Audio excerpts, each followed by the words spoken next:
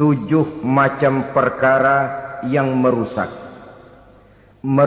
akidah dan keimanan, merusak amal perbuatan yang sudah kita kerjakan, merusak sendi-sendi kehidupan sosial, pendek kata merusak segala hal di dalam kehidupan kita. Jauhilah olehmu 7 macam perkara yang merusak. Yang pertama, asyirku billah, menyekutukan Allah subhanahu wa ta'ala. Agama dimulai dari keyakinan, maka kehancuran agama selalu dimulai dari kehancuran keyakinan, iman atau akidah yang dimiliki oleh seseorang.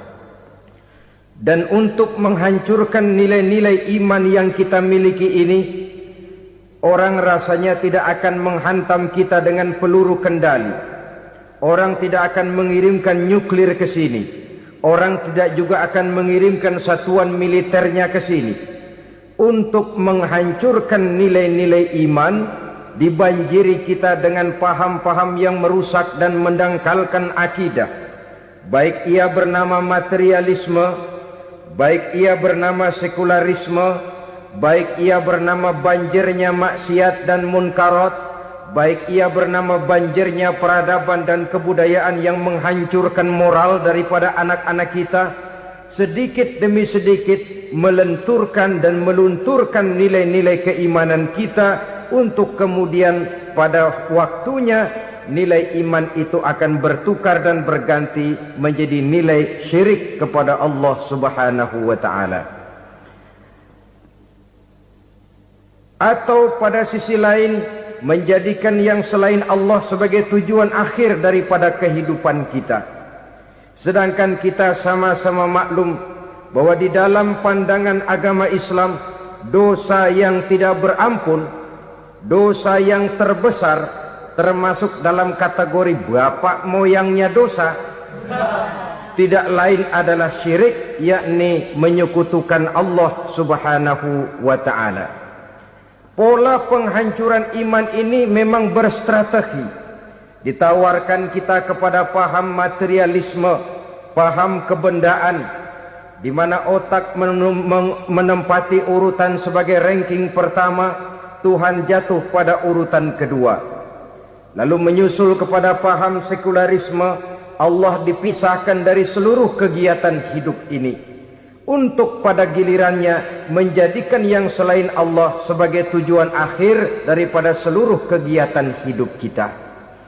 Oleh karenanya, kewajiban menjaga nilai-nilai iman ini merupakan kewajiban yang mulia tetapi berat, tidak hanya untuk kita, tetapi juga bagaimana mewariskannya kepada anak-anak kita, generasi yang akan datang.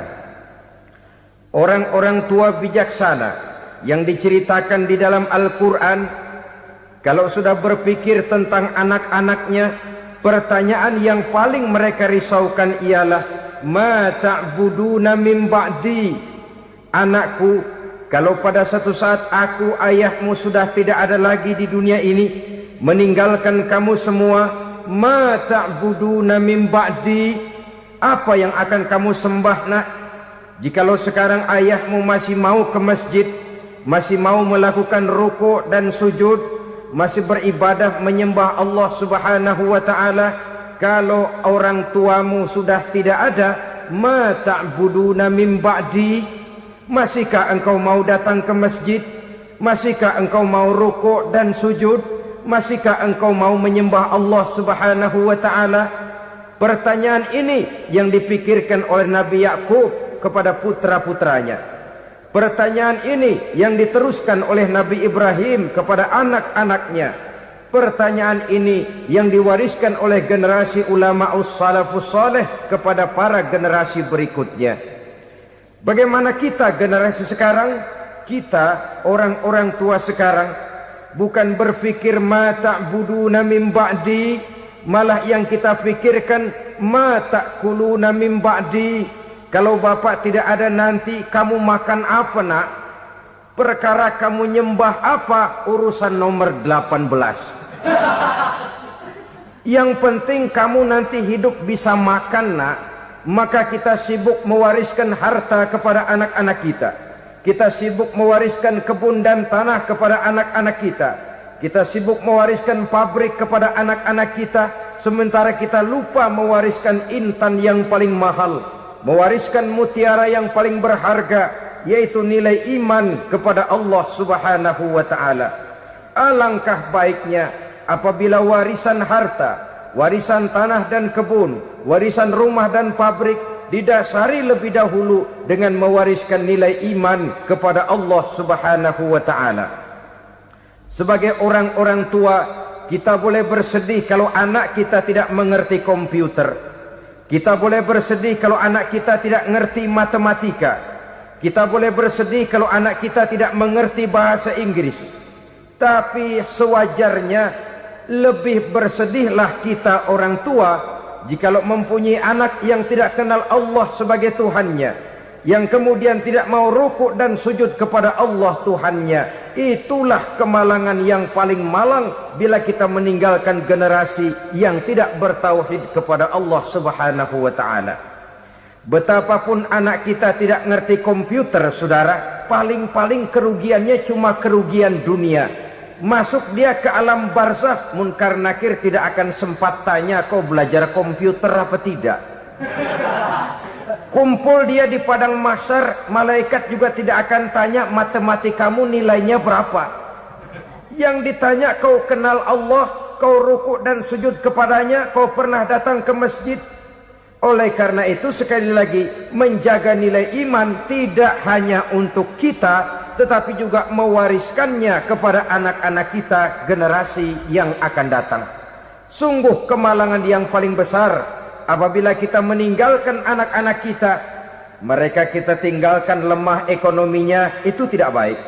Mereka kita tinggalkan lemah otaknya, itu pun akan membuat mereka tertinggal oleh yang lain. Tapi yang paling celaka, jikalau kita tinggalkan mereka dalam kondisi lemah imannya, rapuh akidahnya, tidak baik dan tidak betul keyakinan hidupnya. Oleh karena itu Nabi berpesan, jauhilah 7 perkara yang merusak. Yang pertama, syirik kepada Allah Subhanahu wa ta'ala. Menyekutukan Allah baik dalam ucapan, dalam keyakinan, ataupun dalam perbuatan. Ini perkara pertama yang termasuk 7 perusak besar di dalam kehidupan.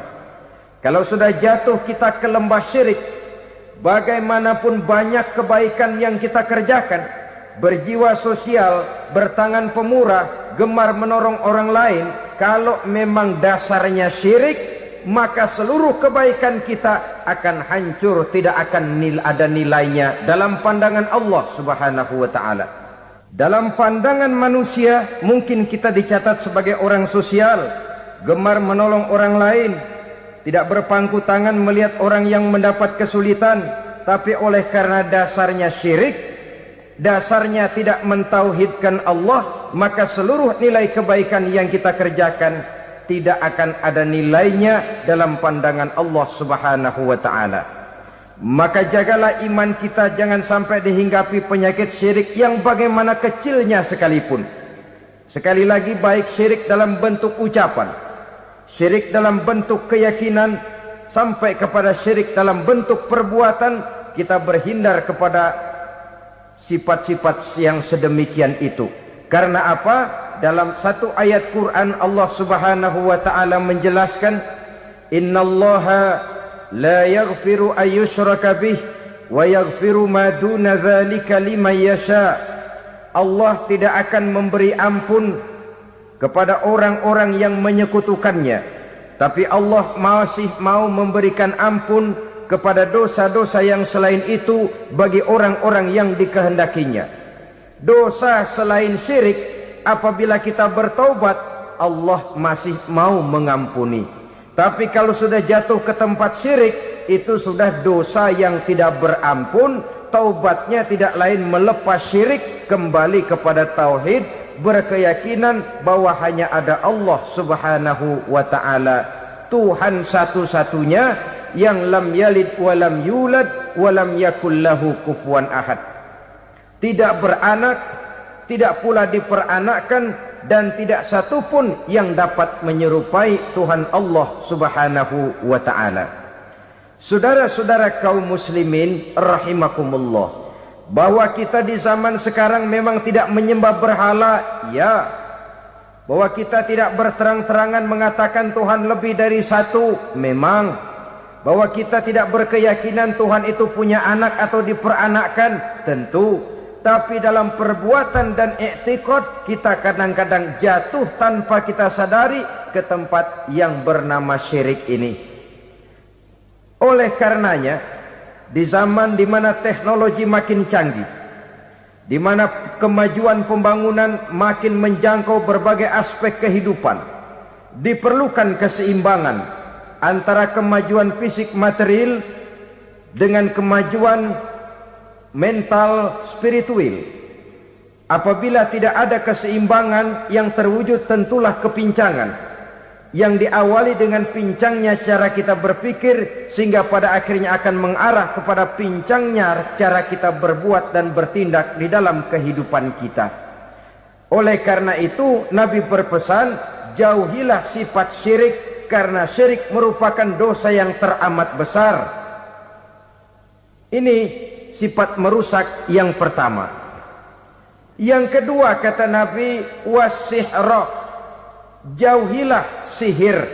Sihir ini juga termasuk perkara yang merusak kehidupan. Kita semua sama-sama maklum bahwa sihir sebenarnya bukan persoalan baru. Sejak sebelum datang Islam, sihir itu sudah ada. Di zaman Yunani kuno, sihir ada.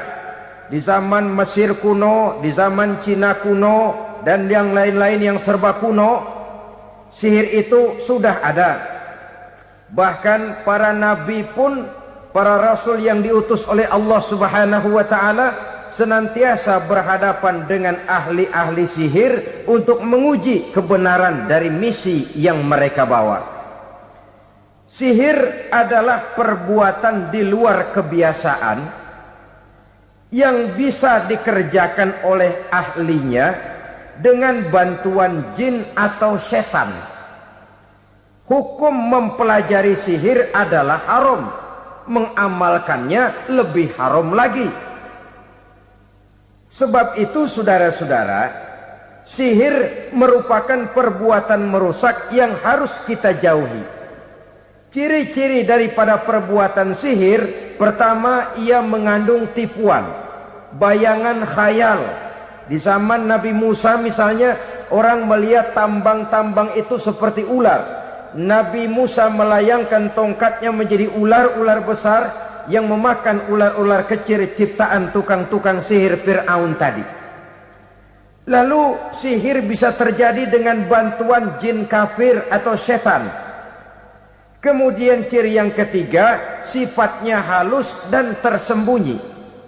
Taruh kata ada seorang ahli sihir yang mempergunakan ayat-ayat Quran sebagai jompa-jampe, sebagai baca-bacaan, itu cuma sekedar kedok.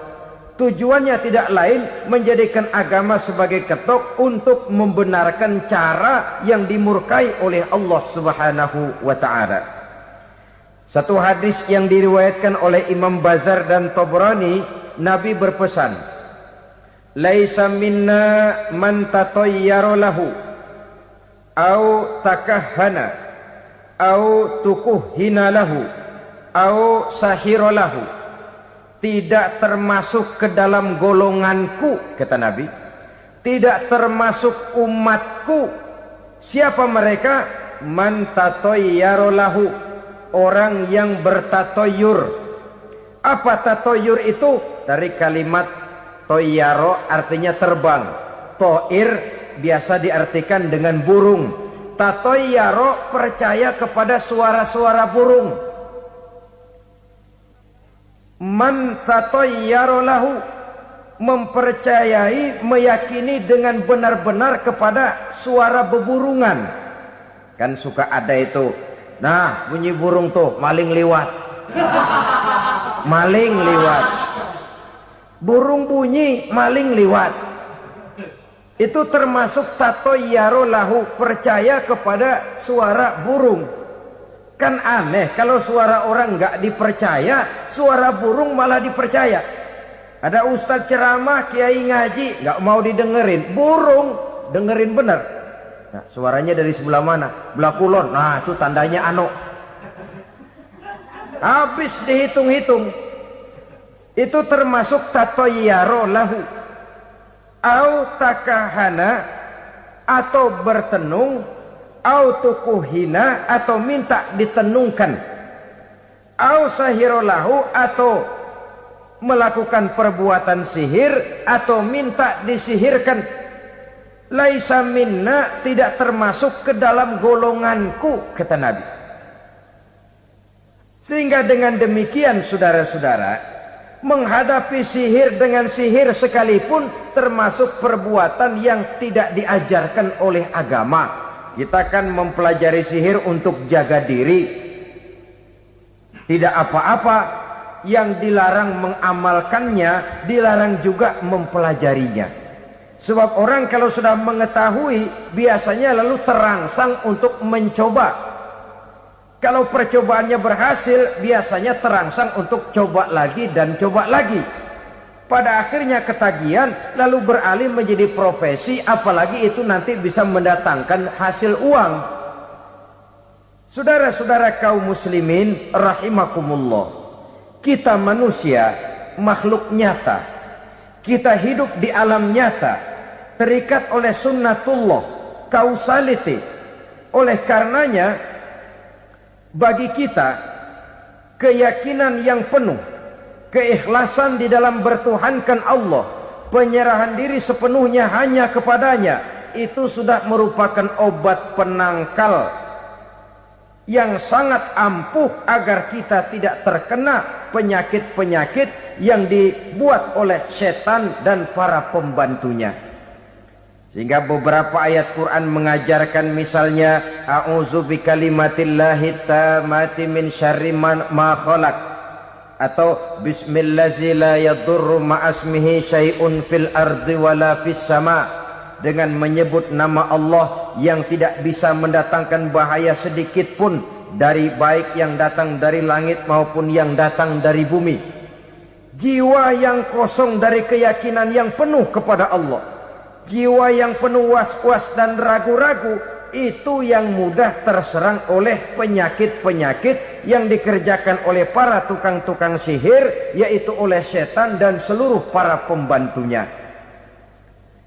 Kemudian hadis kedua yang diriwayatkan oleh Imam Ibnu Hibban, Nabi bersabda, la yadkhulul jannata mudminu khamrin wala mu'minu bisihrin wala qati'u rahmin.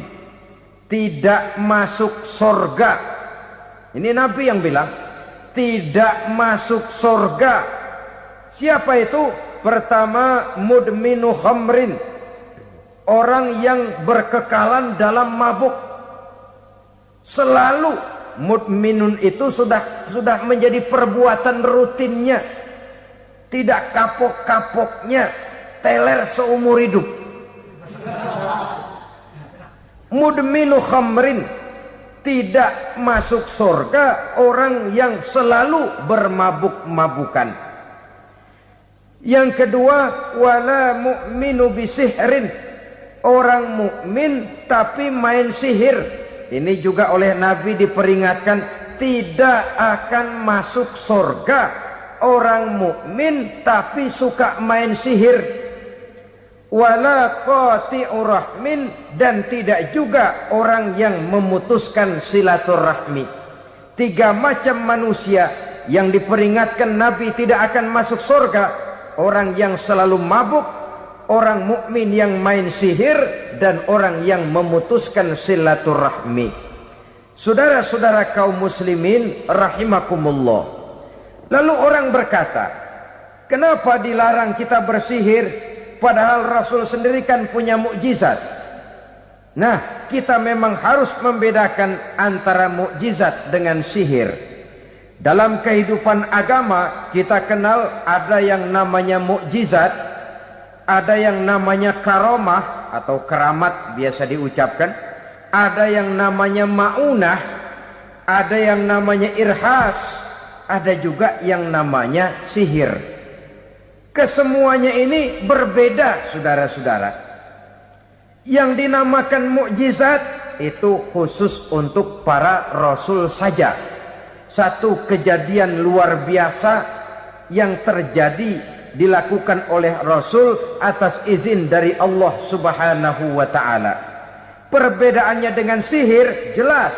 Sihir dari setan, mukjizat dari Allah. Sihir bisa dipelajari, mukjizat tidak.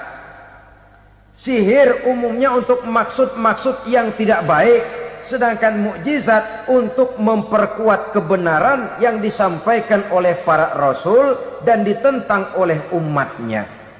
Bahkan kafir Quraisy dahulu menganggap orang-orang ahli sihir itu berada dalam satu posisi yang hina, sehingga mereka mengatakan dan menuduh Nabi Muhammad sebagai tukang sihir. Tuduhan sebagai tukang sihir adalah tuduhan yang sangat aib dan hina. Di tengah masyarakat kufar jahiliyah, kedudukan tukang sihir dipandang sebagai kedudukan yang hina, sehingga mereka mengejek Nabi dengan sebutan tukang sihir. Jadi mukjizat hanya untuk Rasul saja. Kemudian karomah. Karomah ini asal kata dari karoma, kehormatan, kemuliaan yang diberikan Allah kepada hamba-hambanya yang rajin mendekatkan diri kepadanya. Oleh karena ketekunannya melaksanakan ibadah, Allah memberikan keistimewaan kepada orang itu, yang dengan keistimewaannya dia bisa mengerjakan yang tidak bisa dikerjakan oleh orang lain.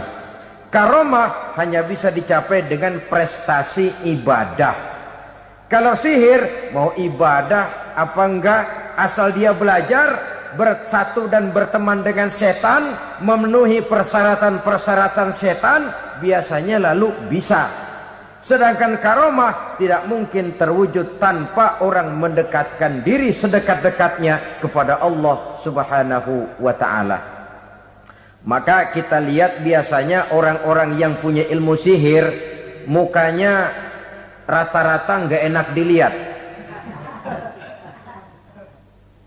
Kumuh, jauh dari air wudhu, jauh dari sujud kepada Allah, malah berteman dengan setan, menjadi pelayan-pelayannya setan.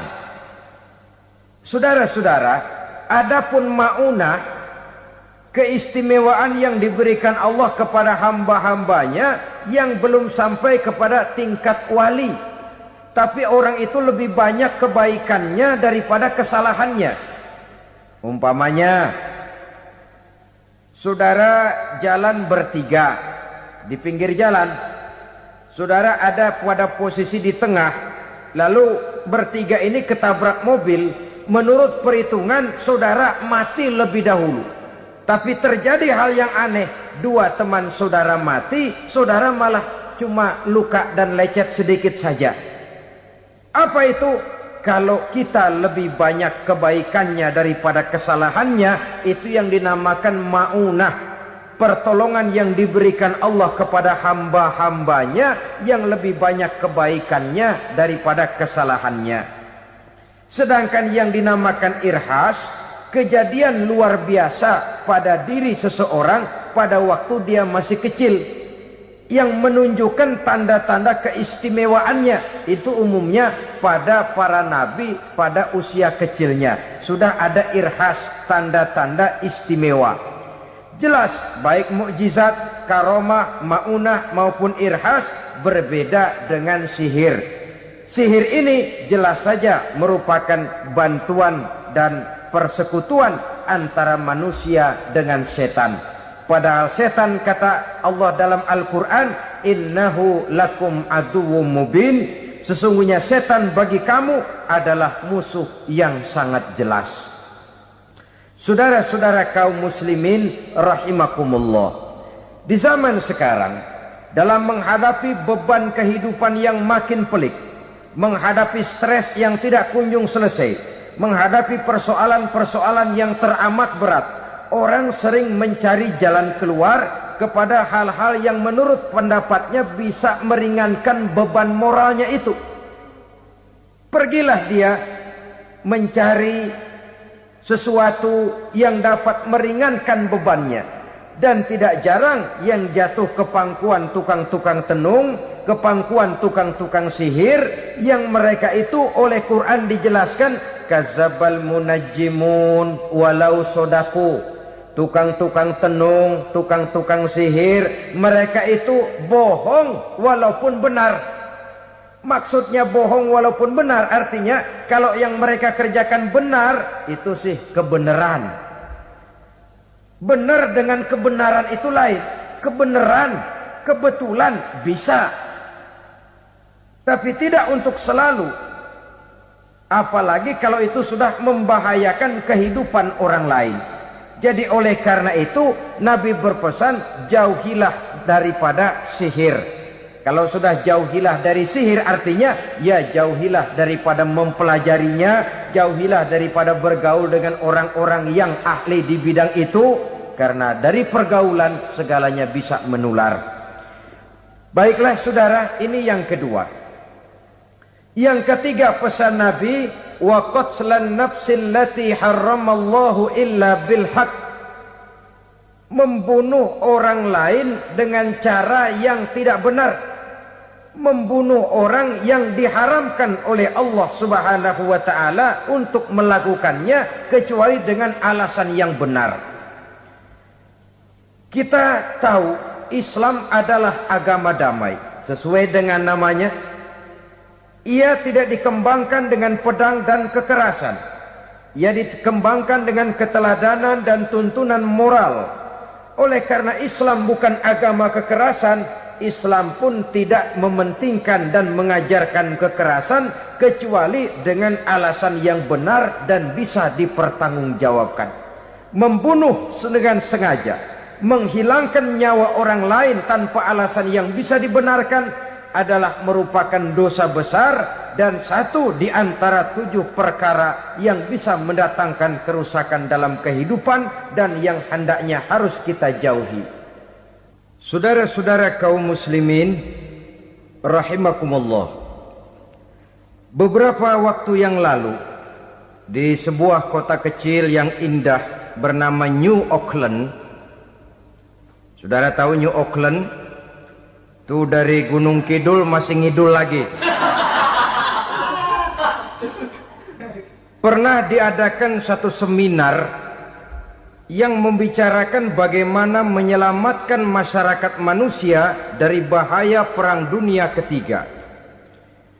Diperkirakan kalau terjadi Perang Dunia Ketiga, manusia tidak akan tersisa. Sebab apa? Pada waktu itu cadangan nuklir yang dimiliki oleh bersama Amerika dan Rusia konon sudah sanggup memusnahkan 6 miliar manusia pada saat jumlah manusia baru 5 miliar. Jadi kelebihan nuklir dunia ini. Kalau terjadi Perang Dunia Ketiga, sulit manusia untuk tersisa. Maka dibahaslah di dalam seminar itu, wah, supaya tidak terjadi Perang Dunia Ketiga, maka perlombaan membuat senjata-senjata canggih, alat-alat pembunuh modern harus segera dibatasi. Dibahas, tidak mungkin kita membatasi perlombaan membuat senjata. Kenapa? Makin maju ilmu dan teknologi, makin canggih senjata yang ditemukan. Atom sudah meningkat menjadi nuklir, nuklir sudah meningkat menjadi neutron, dan kita tahu bom yang bernama neutron ini bom yang cukup membunuh tanpa perlu merusak. Artinya kalau dia diledakkan di kota kita ini, bangunan utuh, jembatan tidak ambruk, rumah-rumah tetap berdiri, tapi semua yang bernama hidup mati. Itu katanya lebih sopan dari bom atom. Sebab kalau si atom ini sudah membunuh, merusak pula. Neutron cukup membunuh saja tanpa perlu merusak. Jadi majunya senjata-senjata teknologi sebagai akibat yang logis dari kemajuan ilmu pengetahuan ini tidak bisa kita batasi. Dan memang sebenarnya yang bahaya bukan senjatanya, tapi manusia yang mengendalikan senjata itu.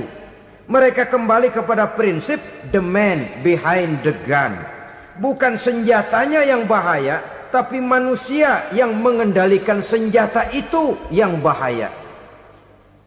Walaupun senjatanya modern, katakanlah model M16 umpamanya, kalau yang mengendalikannya orang beriman, insya Allah aman. Tapi biar megang cuma senapan angin, kalau yang megang orang brutal, ngeri kita deket-deket. Apalagi kalau memang bukan ahlinya menggunakan senjata, bisa ngeker kaki kena jidat.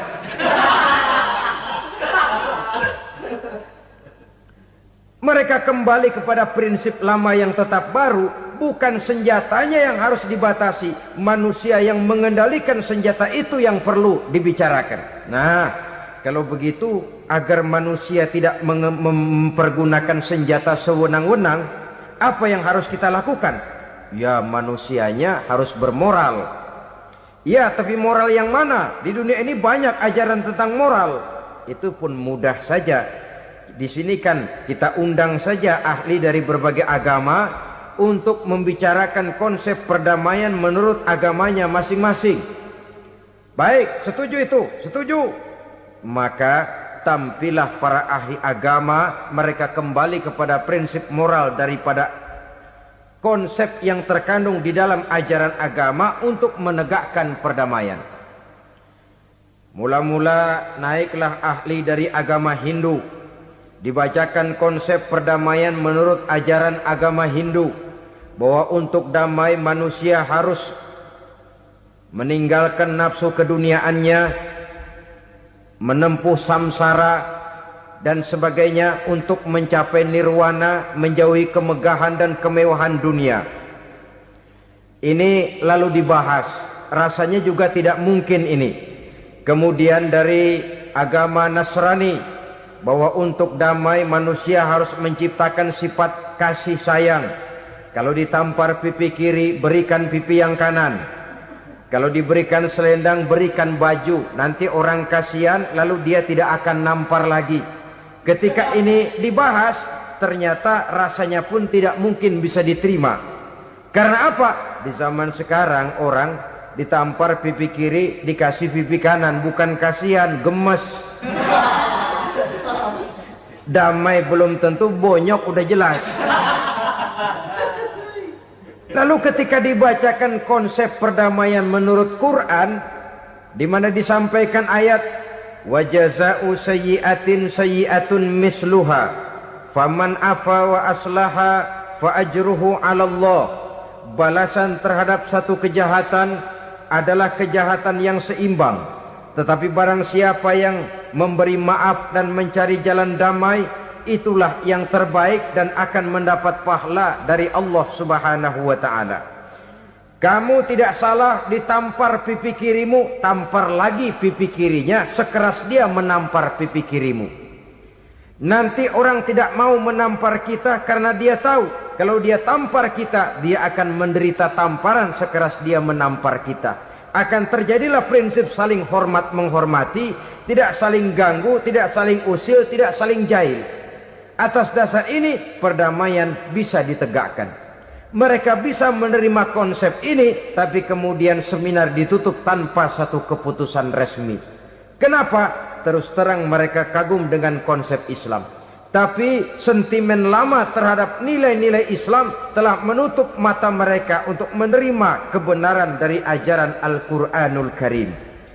Saudara-saudara kaum muslimin rahimakumullah, kembali kita kepada persoalan pokok. Roh adalah dari Allah.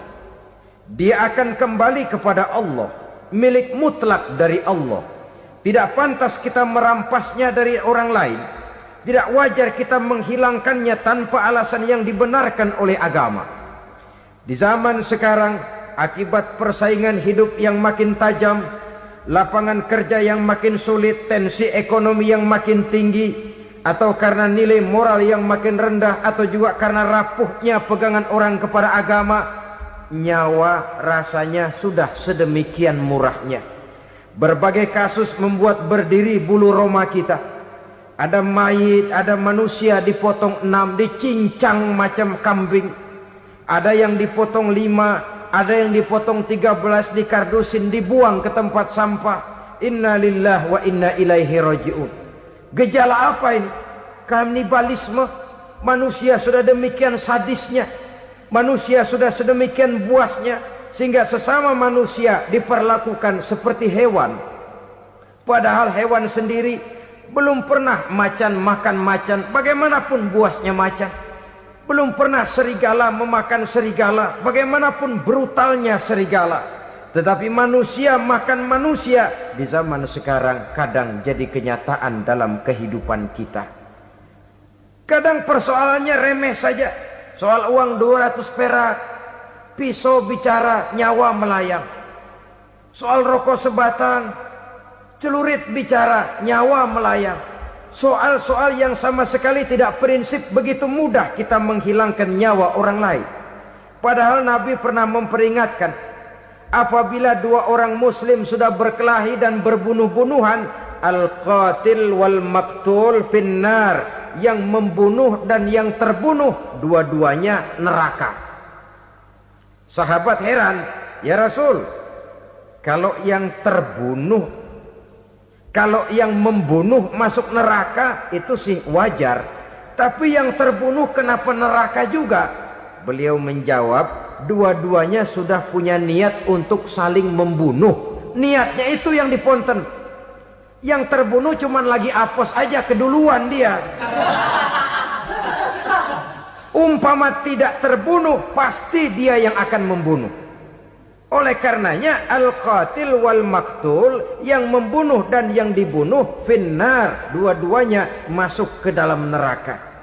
Islam menghormati kehidupan, tidak hanya terbatas kepada sesama muslim, orang-orang yang berlainan agama pun yang mau hidup berukun, damai, berdampingan dengan umat Islam, jiwa mereka, darah mereka dilindungi oleh nilai-nilai Islam yang disebut dengan kafir zimmi ini. Mengganggu mereka sama saja dengan mengganggu aku, kata Nabi. Jadi oleh karena itu, sayangilah sesama. Kehidupan adalah anugerah Allah, bukan wewenang kita untuk mencabutnya dari orang lain, bukan wewenang kita untuk merampas dan menghilangkannya dari orang lain.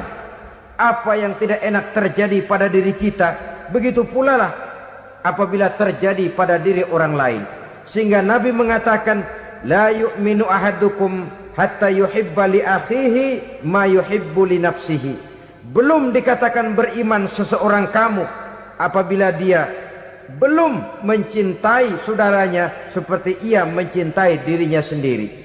Apa yang enak dirasakan oleh orang lain, enak juga dirasakan oleh dia. Mengukur orang lain dengan diri sendiri. Kalau orang lain tanpa salah saya fitnah, kalau saya tanpa salah difitnah orang, enak apa enggak? Enggak, orang lain juga begitu. Kalau orang lain tanpa salah saya tempeleng kepalanya, enak apa tidak? Tidak. Orang lain juga begitu. Yang tidak enak terjadi pada diri kita, tentu tidak enak juga kalau terjadi pada orang lain. Mengukur orang lain dengan diri sendiri, sehingga tidak timbul sifat egois, tidak menari di atas bangkai orang lain, tidak mendirikan kebahagiaan di atas untayan air mata orang lain. Sehingga dengan demikian saudara-saudara, dia bisa menghormati kehidupan, menghormati orang lain sebagaimana dia ingin dihormati. Inilah perbuatan ketiga yang merusak, membunuh orang lain dengan yang diharamkan Allah tanpa alasan yang benar. Yang ketiga. Kemudian yang keempat, perbuatan merusak wa aklar riba, makan riba. Hidup adalah tolong menolong. Bahasa kerennya take and give katanya. Saling memberi dan saling menerima. Nabi mengajarkan man kuraba kurbatan min kurabid dunya karaballahu lahu kurbatan min kurabi yaumal qiyamah. Wallahu fi aunil abdi madamal abdu fi auni akhihi. Siapa yang meringankan beban dari beban-beban yang dirita seseorang di dalam kehidupan dunia, Allah akan meringankan bebannya daripada beban-beban yang harus dipikulnya di hari kiamat nanti. Wallahu fi aunil abdi madamal abdu fi auni akhihi. Allah senantiasa akan menolong seorang hamba selama hamba itu masih mau menolong saudaranya. Allah selalu akan menolong seorang hamba selama hamba itu masih mau menolong saudaranya.